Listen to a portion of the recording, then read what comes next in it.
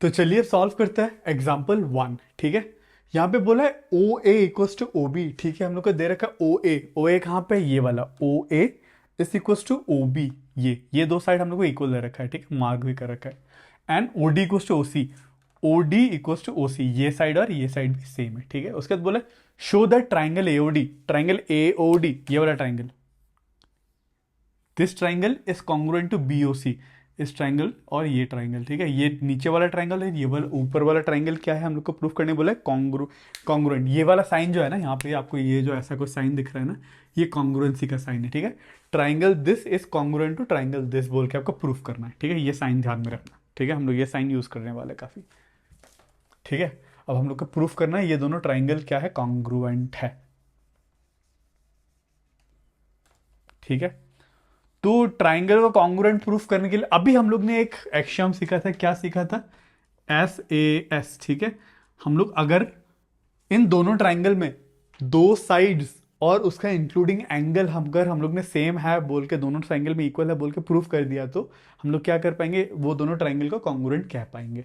ठीक है, तो देखते हैं अब देखो इन ट्राइंगल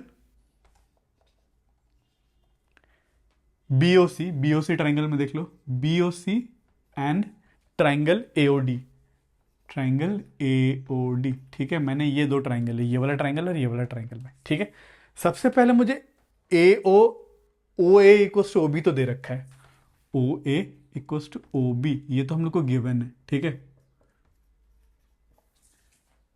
ये वाला साइड और ये वाला साइड इक्वल है बोल के हम लोग को ऑलरेडी गिवन है। उसके बाद O D equals to O C, ये भी गिवन है। O D equals to O C, ये भी गिवन है। ठीक है, अब देखो यहां पे एक और एक चीज आपको दिखेगा, ये दो एंगल, ये एंगल और ये एंगल, क्या ये इक्वल रहेंगे, ये एंगल और ये एंगल इक्वल क्यों रहेंगे। अगर आपको लाइन्स एंड एंगल्स में याद होगा, these are called vertically opposite angle. ठीक है, ये दोनों एंगल। ठीक है, तो हम लोग क्या सकेंगे, angle B O C, angle B O C is equals to angle A O D, angle A O D. क्यों, vertically opposite angle, opposite angles.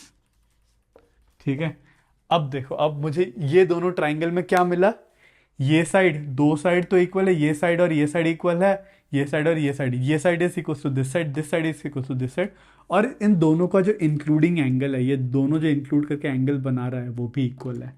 तो मुझे side angle side S A S criteria से मुझे ये क्या मिला, triangle congruent मिला। ठीक है, therefore triangle B O C, BOC is congruent to triangle AOD। ठीक है, अब आपको किस क्राइटेरिया से मिला, SAS क्राइटेरिया से, साइड एंगल साइड, क्योंकि इसमें side side angle angle side side, इस क्राइटेरिया से ये दोनों क्या है, आपको कॉन्ग्रुएंट मिला। ठीक है, अब आपको ये क्लियर है। ठीक है, उसके बाद बोला हम लोग को ये भी करना है कि AD is parallel to BC, हम लोग को AD और ये BC पैरेलल है, मतलब this side is parallel to this side बोल के हम लोग को प्रूफ करना है। ठीक है, अब इसको प्रूफ करने के लिए क्या करेंगे, देखो हम लोग फिर से लाइन्स एंड एंगल्स का कॉन्सेप्ट यूज करेंगे। मान लो ये वाला, इसको हम लोग थोड़ा सा एक्सटेंड कर देते हैं। ठीक है, इसको थोड़ा सा इधर पे भी एक्सटेंड करते हैं, इसको भी थोड़ा सा एक्सटेंड करता है। ठीक है, अब देखो, अभी हम लोग ने प्रूफ करा ये ट्राइंगल और ये ट्राइंगल क्या है, कॉन्ग्रुएंट है, तो ये वाला एंगल और ये वाला एंगल भी सेम रहेगा, क्योंकि इस ट्राइंगल का CPCT हम लोग, अगर आपको याद होगा, corresponding sides, corresponding parts of congruent triangle, अगर ये ट्राइंगल इसके साथ कॉन्ग्रुएंट है तो ये वाला और ये वाला एंगल सेम रहेगा। ठीक है, क्योंकि अगर इस ट्राइंगल को इसके ऊपर ओवरलैप करना है तो ए पोर्शन इसके ऊपर जाएगा, डी पोर्शन इसके ऊपर जाएगा। ठीक है, ऐसे करके आपको ऐसे मोड़ना पड़ेगा। ठीक है, देख लो यहाँ पे एक ऑर्डर में आता है, जैसे कि बी, ये बी जो है ए के साथ ओवरलैप करेगा, बी की तरह बी जो है ए के साथ ओवरलैप करेगा, सेम में ओ जो है ओ के साथ ओवरलैप करेगा। ठीक है, ओ और ओ, उसके बाद ये सी जो है डी के साथ ओवरलैप करेगा, ये सी जो है डी के साथ ओवरलैप करेगा। ठीक है, एक ऑर्डर में चलता है, तो इसीलिए ये ए एंगल जो है इसके साथ ओवरलैप करेगा, तो इसलिए ये वाला एंगल और ये वाला एंगल क्या होगा, सेम रहेगा। क्या, क्यों सेम रहेगा, बिकॉज ऑफ CPCT। ठीक है, नाउ वी कैन से, मैं इधर पे इसको मिटा देता हूँ थोड़ा सा, मैं इसको VOA ही लिखता हूँ। ठीक है, शॉर्ट फॉर्म में VOA वर्टिकली ऑपोजिट एंगल मान लो। ठीक है, अब इधर पे ये सॉल्व करते हैं।